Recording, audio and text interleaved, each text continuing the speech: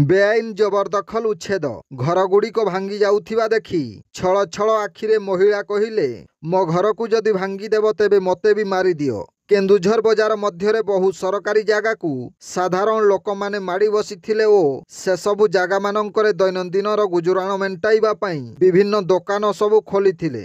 जनगहलीपूर्ण केन्दुझर बजार रास्ता कड़रे सेही दोकान गुड़िक साजुथिले बाधक ओ उन्नतिमूलक कार्य पई आज जबरदखल उच्छेद हेउथिबा देखिबा पई मिलिछि। किछि दोकान प्रशासनिक व्यवस्था द्वारा भंगा जाउथिबा बा उच्छेद करा जाउथिबा बेले बजारर आउ किछि दोकानी लोक लगाई दोकानर समस्त सामग्री अन्यत्र स्थानांतर करुथिबा देखिबा पई मिलिथिला। तेबे उक्त जबरदखल उच्छेदरे बहु पुलिस फोर्स मुतयन होइथिबा बेले शांति श्रृंखलारे जबरदखल उच्छेद कार्य आगकू बढ़ुथिबा देखिबा पई मिलिछि। ब्यूरो रिपोर्ट जनजागरण ओडिया।